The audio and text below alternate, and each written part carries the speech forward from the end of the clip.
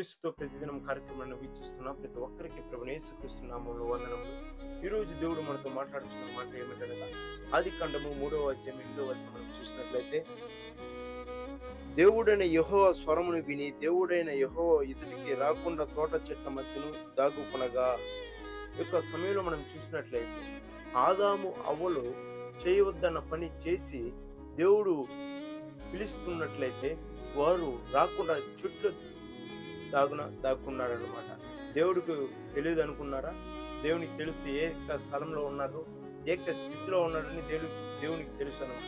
ఈ యొక్క సమయంలో మనం జీవితంలో కూడా చాలా మంది దేవుని మందిరానికి వస్తారు, అదేవిధంగా మీటింగ్స్లోకి వస్తారు, అదేవిధంగా కుటుంబ ప్రార్థనలకు వస్తారు. కానీ అదేవిధంగా ఎన్నోసార్లు నువ్వు చేస్తున్న పాపము ఇది తప్పు, ఇది దేవునికి అయిష్కరమైన కార్యములు, దేవునికి అయిష్కరమైన కార్యములు అని చెప్పినప్పటికీ కూడా ఈ యొక్క విచారం కానీ, ఆ యొక్క తాగుడు అలవాట్లు కానీ, ఆ యొక్క చెడు స్నేహితుల వల్ల కానీ ఈ యొక్క అలవాట్లను చేయవద్దని దేవుడు వాక్యం ద్వారా, సేవకుల ద్వారా అది ఎన్నోసార్లు నిన్ను గర్దించినప్పటికీ ఆ యొక్క గర్దింపునికి నువ్వు లోబడకుండా జీవించినట్లయితే ఒక సమయం అనేది వస్తుంది.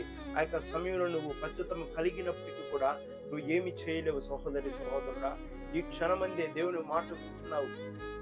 ఈ యొక్క వాక్యం ద్వారా ఈ యొక్క రోజున దేవుడు మనతో మాట్లాడుతున్నాడు. ఈ యొక్క సమయంలో మనం చూసినట్లయితే చాలా మంది యవన బిడ్డలు కానీ, అదేవిధంగా వృద్ధాప్యంలో ఉన్న ముసలి వాళ్ళను కూడా నువ్వు దేవుని సేవ చేయి, దేవుని యొక్క పరిచర్య చేయి, దేవుని యొక్క మాటలను, సువార్తలను ప్రకటింపచేయండి, నాకు ఇంకా ఉన్నదనే సమయము నువ్వు చెప్తున్నావేమో నాకైతే తెలియదు. కానీ నువ్వు యవ్వన కాలం మంది అయినా కూడా సరే, యవ్వన కాలం మందు దేవుని కాడు మొదట నరునికి మేలు అని దేవుని వాక్యం సెలవిస్తున్నది అనమాట.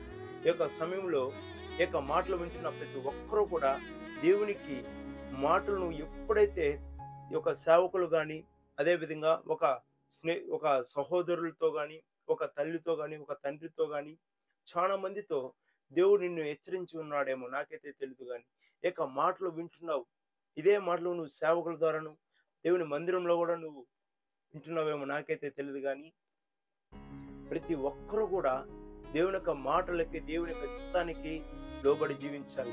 మనము ఈ యొక్క శరీరము మన్ను అయ్యేంత వరకు కూడా ఈ యొక్క శరీరం మనల్ని పాపానికి, లోకానికి లాగుచూ ఉంటున్నది అనమాట. ఆ యొక్క పాప రోత జీవితాన్ని మనం ఆశించుకొని పరిశుద్ధంగా మనం జీవించాలంటే అది దేవుని యొక్క కృప, దేవుని యొక్క పరిశుద్ధాత్మ వల్లనే సాధ్యమవుతుంది. అదేవిధంగా మనము దేవుని యొక్క స్వరమునికి లోబడి, దేవా నేను ఈ యొక్క పాపాన్ని చేసి ఉన్నాను, ఈ పాపాన్ని పాదాల చెంత నేను ఒప్పుకొని విడిచిపెడుతున్నానని చెప్పి నువ్వు ఎప్పుడైతే మోకరించి నువ్వు అప్పగించావో అప్పుడు దేవుడు నిన్ను ఆశీర్వదించి ఒక ఉన్నతమైన స్థానంలో వస్తాడని ప్రభు పేరట నేను మనవి చేస్తున్నాను. ఈ యొక్క వాక్యం ద్వారా దేవుడు మనతో మాటలను బట్టి దేవుని నామానికి మహిమ. ఇక సమయంలో కళ్ళు మూసుకున్నట్లయితే ఒక చిన్న ప్రార్థన చేసుకున్నాం. మహామములు మిక్కులుగా ప్రేమించిన పరలోకమున్న మా తండ్రి, ప్రేమగల నాయన, కృపగల నాయన, దయగల తండ్రి, యొక్క మాటలు వింటున్న ప్రతి ఒక్కరికి కూడా దేవా మీరే సూటిగా మాట్లాడి ఉన్నారని మనస్ఫూర్తిగా నమ్ముతూ విశ్వసిస్తూ మాతో ప్రతి ఒక్కరితో మీరు మాట్లాడు. దానికి వాక్యానికి, మీ స్వరమునకు, మీ యొక్క గర్దింపుకు మేము లోబడి జీవిస్తాం. మనస్ఫూర్తిగా నమ్ముతూ విశ్వసిస్తాం. క్రీస్తు యేసు నామములో ఆమేన్. ఇక వీడియోను చూస్తున్న ప్రతి ఒక్కరికి యేసుక్రీస్తు నామములో ఆమేన్.